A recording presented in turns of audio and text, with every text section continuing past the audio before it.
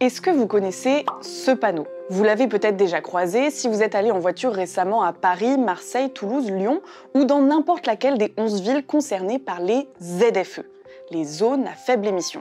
On dit aussi ZFE-M avec un M pour mobilité, justement parce que dans ces zones, les voitures polluantes sont interdites. Concrètement, on ne peut pas circuler dans une ZFE lorsqu'on a un véhicule classé niveau 5, soit le niveau le plus polluant selon les vignettes critères. Les véhicules à vignette 4 seront exclus en 2024, puis les vignettes 3 en 2025. Et on n'est pas prêt d'arrêter d'entendre parler des ZFE car le gouvernement veut les étendre à 43 agglomérations en France d'ici 2025.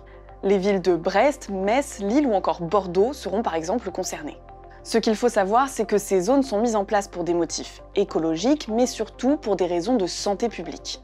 Parce qu'en France, la pollution de l'air tue plus que l'alcool. Elle cause 40 000 décès prématurés par an selon Santé publique France. C'est énorme. Les voitures y participent largement en émettant du dioxyde d'azote et des particules fines. Le gouvernement a donc décidé d'être strict, frauder une ZFE est passible de 68 € d'amende. Enfin ça, c'est en théorie. La ville de Nice, par exemple, a donné pour ordre à ses policiers municipaux de n'effectuer aucun contrôle.